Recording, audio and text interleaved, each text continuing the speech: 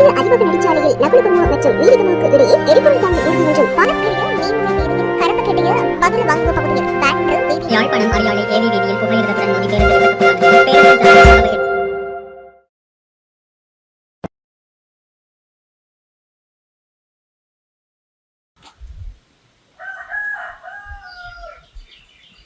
எங்க போற? வீட்டை போகும்பா. அது பூச்சி கூட நான் ஓடுவேன். நான் ஓடுவேன். ஹெல்மெட் அதெல்லாம் ஹெல்மெட் நாங்கள் போட்டா இது இருக்காது அப்படின்னா விஜய் மாதிரி ஓடி காட்டுறோம். சரியோ ஹெல்மெட்டை போட்டுக்கொண்டு போ. உண்ட நன்மை தான் சொல்றேன். இதுவா போ.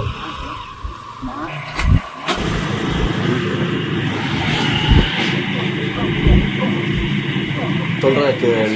உனக்கு வரி கூட ஒரு இளமோட்ட ஜெயில ஓடக்கூடாது. குடும்பத்துக்கு அம்மா அப்பா யார் பதில் சொல்றது? அடே நான் ஓடுவேன் வடிவா சொல்றேன். வேற நேரம் முதலடா. வணக்கம். நான் டாக்டர் சாயந்தன் பாலசுப்ரமணியம், சிறுவர்கள் குழந்தைகள் சத்திர சிகிச்சை நிபுணராக யாழ் போதனா வைத்தியசாலையில் கடமையாற்றி வருகின்றேன். மேலும் விரிவுரையாளராக யாழ் பல்கலைக்கழகத்தில் சத்திர சிகிச்சை பிரிவில் கடமையாற்றி வருகின்றேன். நான் உங்களுடன் இன்று பேச எடுத்துக்கொண்ட முக்கியமான விடயம் வீதி விபத்துக்களை தடுப்பது எவ்வாறு. வீதி விபத்துக்கள் என்றால் என்னன்னு உங்களுக்கு அனைவருக்கும் தெரியும். நாங்கள் ஒவ்வொரு நாளும் பத்திரிகைகள் வாயிலாகவும் சோஷியல் மீடியான்னு சொல்லப்படுகின்ற ஃபேஸ்புக் மற்றும் வெப்சைட் அதுகளில் நாங்கள் பார்த்து கொண்டிருக்கிறோம். அவ்வாறாக பார்க்கும்போது ஒரு நாளைக்கு அன்னளவாக இலங்கையில் 10 ரப்புகள் நடைபெறுகின்றன. அதாவது வருடத்திற்கு 3000 ரப்புகள் நடைபெறுகின்றன. நான் உங்களுக்கு ஒரு சிறிய அறிவுரை கூற விரும்புகின்றேன்.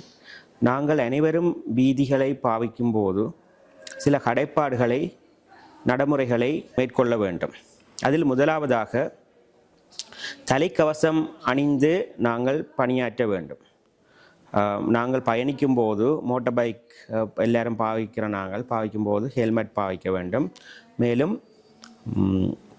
சீட் பெல்ட், கார் வாகனங்கள் போகும்போது சீட் பெல்ட் என்றது மிக முக்கியமான ஒரு விஷயம். மேலும் நாங்கள் அதிகூடிய வேகங்களில் பயணிக்கக்கூடாது. அதிகூடிய வேகங்களில் பயணிப்பமாக இருந்தால் அது உயிராபத்தினை ஏற்படுத்தக்கூடிய வாய்ப்புகள் இருக்கின்றன. குடிபோதைகளில் வாகனங்களை பாவிப்பது என்பது மிகவும் தவிர்க்கப்பட வேண்டிய ஒரு முக்கியமான விடயமாகும்.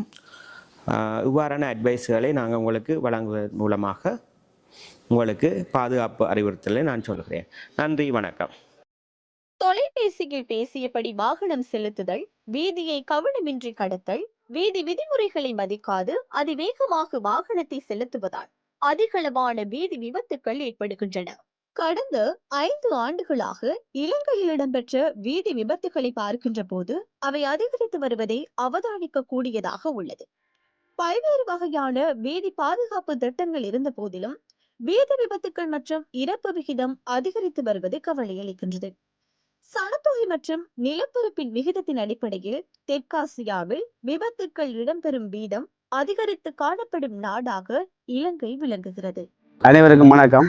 நான் இன்று யாழ்ப்பாண போலீஸ் போக்குவரத்து பிரிவில் கடமையாற்றும் கமல்ராஜ் ஆகிய நான் வீதி போக்குவரத்து சம்பந்தமாக சிறு விழிப்புணர்வு வழங்குவதற்காக வந்துள்ளேன். இப்பொழுது யாழ்ப்பாணத்தில் வீதி விபத்து அதிகரித்துள்ள காரணம் கூடுதலாக ஒவ்வொரு வாகன சாரதியின் அவதானமற்ற செயற்பாடு. 3 விதமாக நாங்கள் பிரிக்கின்றோம். முதலாவது வாகனத்தின் சாரதி, பயணி, நடந்து செல்பவர், அதாவது பாதசாரிகள் என்ற அடிப்படையில் நடந்து செல்வதை 3 விதமாக நாங்கள் வகைப்படுத்துகிறோம். அந்த அடிப்படையில் முதலாவது இதுக்குரிய காரணம் சாரதியின் ஒவ்வொரு சாரதியினையும் அவதானமற்ற செயற்பாடு.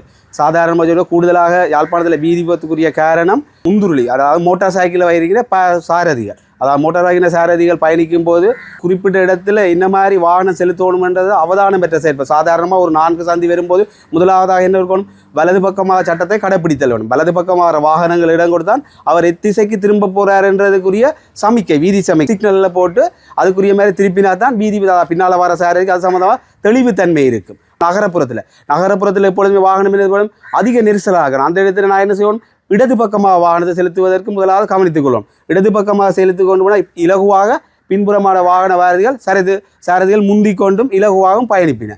அந்த அடிப்படையில் சில நேரங்களில் வாகனத்தில் சில நேரம் தெளிவுத்தன்மை இருக்குது. அதாவது சாதாரணமாக பார்க்கும்போது வாகனம் மண்டேக்க சாதாரண வாகனத்துக்கு தேவை என்ன சொல்லுவோம், பிரேக் லைட் வேணும். பிரேக் லைட் இல்லாத நான் வேகமாக பயணித்துக்கு போது வாகனத்தை தடியில் நிப்பாட்டும் போது பின்னால் வர சாரதி தெரிஞ்சு கொள்வதற்கு முதலாக சமிக்க பிரேக் லைட் கட்டாயமாக பயணிக்கணும். நான் இந்த பக்கமாக திரும்புகிறேன்ற சிக்னலை போட்டாலுமே அதாவது கண்ணாடி வேணும். அதாவது இப்போ யாழ்ப்பாணத்தில் கூடுதலான மோட்டார் சைக்கிளுக்கு கண்ணாடிகள் எல்லாம் தங்களுக்கு விருப்பம் மாதிரி முறையில் மோட்டார் சைக்கிள் வந்த பொருத்தமற்ற கண்ணாடிகளை பொருத்தியும் கண்ணாடி ரெண்டு முன்ன மாதிரி இருக்கும், அவர்களை பார்த்த மாதிரி இருக்கும். வலது பக்கமாக திரும்புறதுக்கு பார்க்க முடியாது, இடது பக்கமாக திரும்புறதுக்கும் கண்ணாடிகள் இசைவற்ற முறையில் அதாவது பொருத்தமற்ற முறையில் தான் அவர்கள் இதை பயன்படுத்தி கொண்டு போகிற அவர் என்ன சிக்னலை போட்டு திருப்பும் போது பின்னால் வார வாகனம் சம்மந்தமாக அவர்களுக்கு தெரியாது.